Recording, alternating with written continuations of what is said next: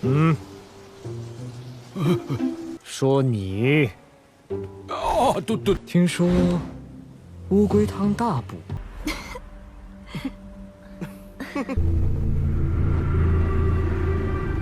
你们看，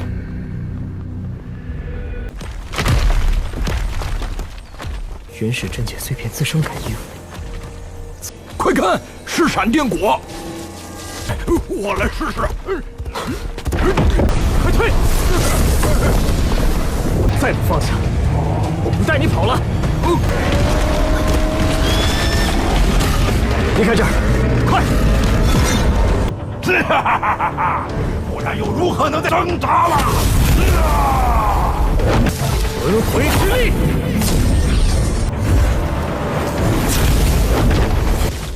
东西冲过来了。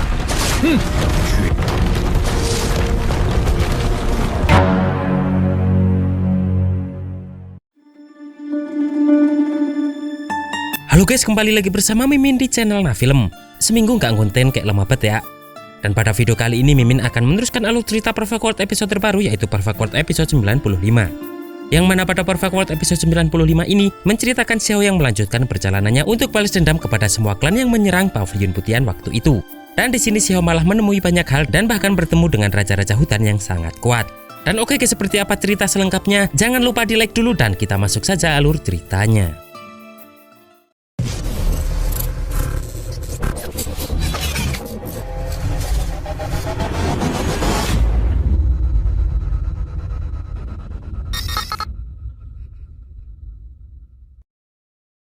Di episode 94 kemarin kita melihat Xiao yang bertemu dengan temannya dari Pavilion Putihan yang tersisa. Maka dari itu Xiao bertekad membangun kembali Pavilion Putihan dan balas dendam kepada semua klan yang sudah menyerang Pavilion Putihan saat itu. 我10号在此立誓，天狗，死不死！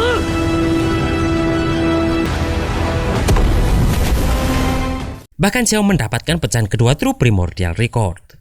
Namun tak lama kemudian, Peng Jiu melaporkan bahwa seorang bernama Jing Hong datang meminta bantuan Xiao. Saat Xiao ngobrol santai dengan Jing Hong di aula utama Gunung Singa, terlihat di sini seekor kura-kura songong yang ternyata memperbudak Jin Hong, dan dia adalah Xuan Gui. Melihat itu pun, Xiao langsung menghajarnya habis-habisan.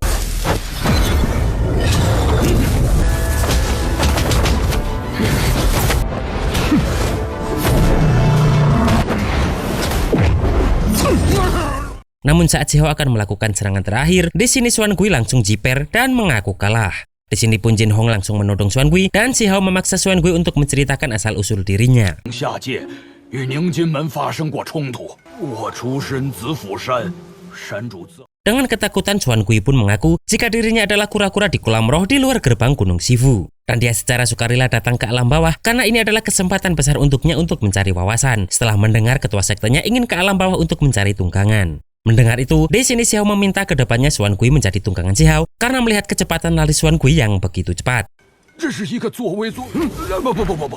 Namun Xuan Gui menolak hal itu dengan alasan dirinya sudah tua dan tak bisa lari dalam waktu yang lama, apalagi jika harus membawa orang di punggungnya. Di sini Xiao langsung berkata jika Xiao mendengar bahwa sup kura-kura adalah suplemen yang bagus. Mendengar itu Xuan Gui pun semakin ketakutan dan langsung berkata jika dia cocok sebagai tunggangan, apalagi sudah belajar teknik angin imperial. Dan dia juga mengaku jika sebenarnya Xuan Gui sedang di usia yang sedang bugar-bugarnya, serta sebenarnya ras kuno kura-kura hitam bisa hidup sampai 1000 tahun.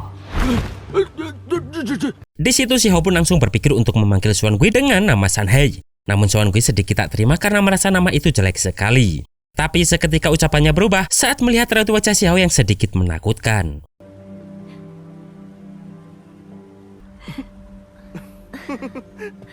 Singkat cerita, Sanhei pun membawa Xiao CS sampai di luar Gunung Binatang Siling. Xiao pun menyadari jika Sanhei tak nyaman menjadi tunggangan untuk Xiao dan berusaha kabur. Namun Sanhei menjawab jika bahkan dia kabur pun tak akan bisa kembali ke alam atas karena akan sangat berbahaya baginya untuk menembus langit. Maka dari itu dia bersumpah tidak pernah memikirkan hal tersebut. Jiper bet anjim. Di sini mereka pun terus maju dengan kecepatan penuh dan tak lama kemudian mereka sampai di inti wilayah Gunung Suci Nanyun. 明白就好。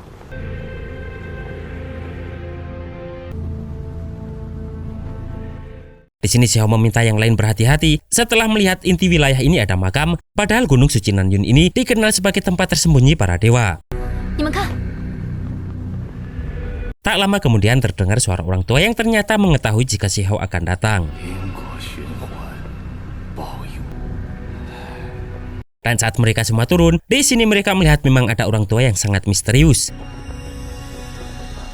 Di sini Xiao Yuyu pun bertanya siapa yang dimakamkan di tempat itu.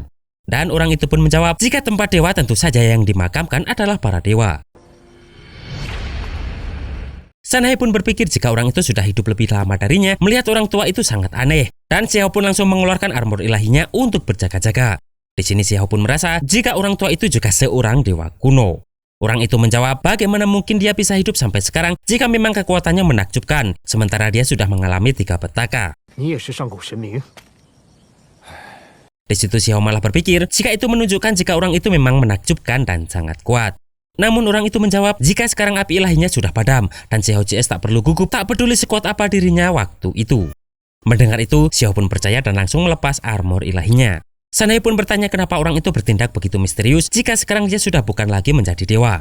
Xiao pun yakin jika orang itu pasti ke kondisi puncaknya saat waktunya tiba, meskipun sekarang dia sengaja memadamkan api ilahinya. Di sini orang itu merasa sudah tak punya harapan karena itu 10 kali lebih sulit dibanding naik menjadi dewa jika ingin menyalakan lagi api ilahi yang sudah padam. Dan dia mengaku juga jika dia memang memadamkan api ilahinya untuk menghindari petaka.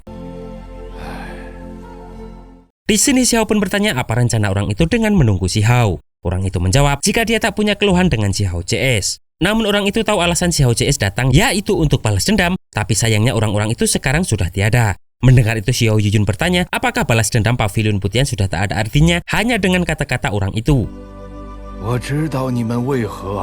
Orang itu pun bertanya apakah Xiao CS ingin mempersulit mereka karena sekarang hanya tinggal orang tua dan orang sakit yang tersisa di tempat itu. Dan tanah para dewa yang dulunya tersembunyi sudah lama hilang. Xiao pun sadar jika dia tak perlu membuat mereka marah lagi karena musuh yang sesungguhnya sudah lenyap. Bahkan Xiao Tian berkata jika sekarang tak perlu mengganggu orang yang tak bersalah karena musuh masa lalu sudah tidak ada. Namun sayangnya para guru Pavilion Putian tak bisa melihat hal tersebut. Di sini Xiao pun memutuskan untuk segera pergi meninggalkan tempat itu. Namun saat di tengah perjalanan terdengar lagi suara orang itu yang berterima kasih karena Xiao sudah mau melepaskan para anak-anak dan wanita di situ. Dan sebagai tanda terima kasih, orang itu memberikan sepotong batu run fonik setelah melihat baju zirah emas Si Hao yang tak bisa dihancurkan.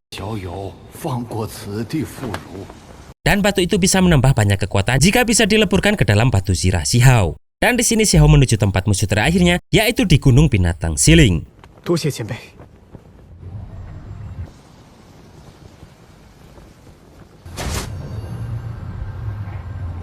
Sementara Qin Hao yang menjaga kerajaan batu pun terus berkultivasi hingga dia meningkat lagi kekuatannya.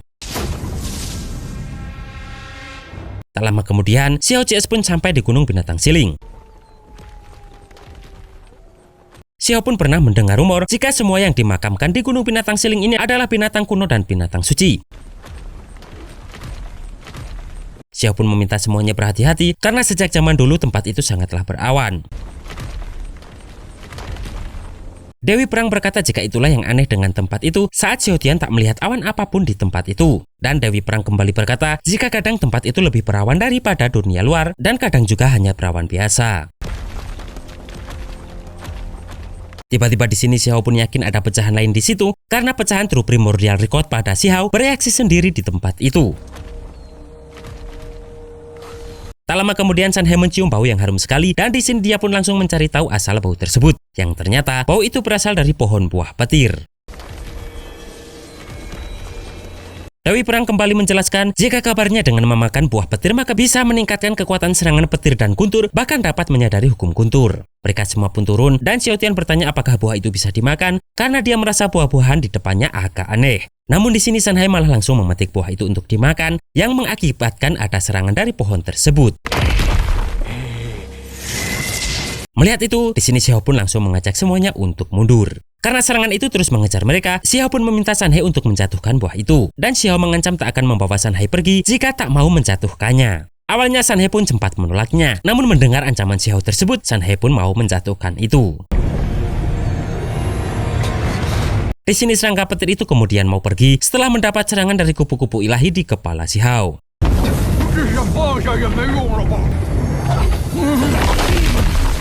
Di sini Xiao Tian berkata jika untung saja mereka masih berbentuk larva dan belum menyalakan api ilahi, karena jika tidak maka dewa pun bisa terbunuh. Dan ternyata di sini San He masih menyimpan beberapa buah petir. Di sini San He pun langsung memakannya, namun di sini dia serasa disengat petir karena kekuatan guntur yang sangat ganas. Karena sudah dipetik, di sini Xiao pun juga berniat mencobanya. Namun di sini tiba-tiba para binatang berlarian dan Xiao Tian pun berkata jika semua ini pasti ilusi.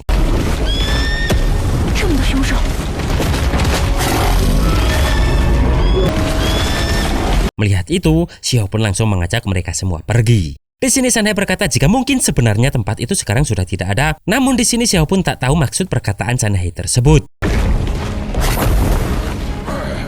Dan San He menjelaskan jika tempat itu didirikan oleh para dewa dengan kekuatan spiritual. Apalagi dia mendengar jika para makhluk alam bawah memiliki dewa palsu di 8 domain. Dan tempat itu adalah sisa kehendak dari binatang buas dan dewa setelah kematian mereka yang saling terkait dan terwujud. Dan berkat hal itu, hanya insting yang tersisa dan tak ada kecerdasan. Tak lama kemudian muncullah prasasti dari tanah.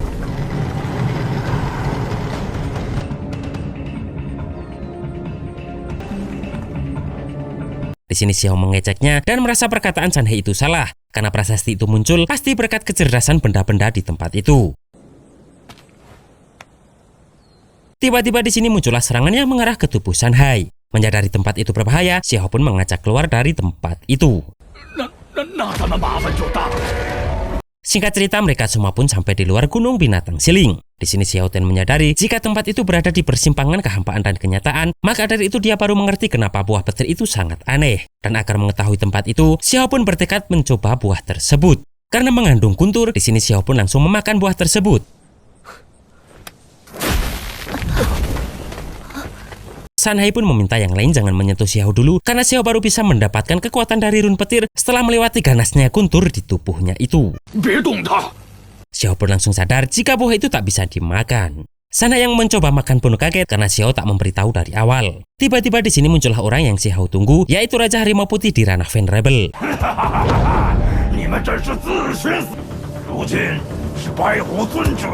Harimau itu berkata jika nafas kematian dari buah petir itu akan menggerogoti tubuh Xiao dan San He. Di sini Xiao terkejut karena harimau itu mampu menerobos ranah dan selamat dari petaka waktu itu. Di sini harimau putih tersebut langsung menyerang mereka.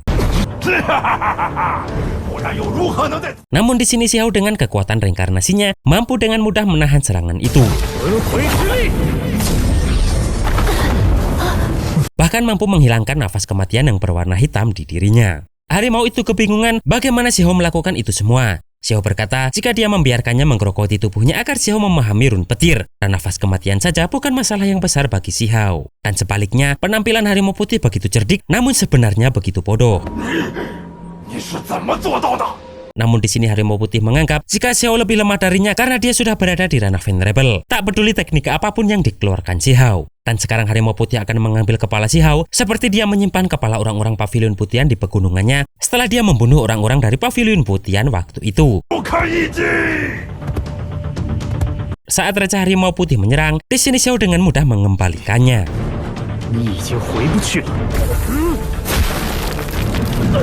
Karena hal itu, Harimau Putih terkejut karena Xiao sudah benar-benar menyempurnakan run petir dalam waktu singkat. Di sini Xiao merasa Harimau Putih bodoh karena dia masih berpikir untuk mengambil barang-barang orang lain. Padahal Harimau Putih memiliki buah petir namun tak bisa memahaminya. Namun tiba-tiba di sini Xiao merasakan sesuatu yang lebih besar muncul. Dan Xiao tahu jika itu adalah raja lain dari gunung binatang yang datang.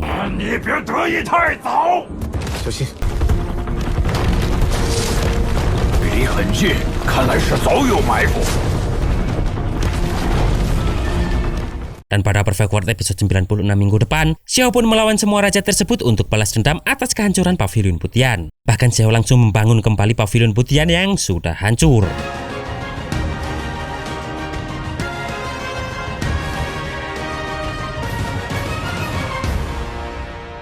Dan itulah guys alur cerita Perfect World episode 95 ini. Maafin ya kalau Mimin ngebosenin, soalnya Mimin sendiri sebenarnya sedang gak mood. Dan bagaimana perjuangan Xiao dalam membangun kembali pavilion putihan, kita tunggu saja di Perfect World episode 96 minggu depan. Akhir kata, jangan bosen dengerin ocehan Mimin yang bindeng ini, dan see you next episode.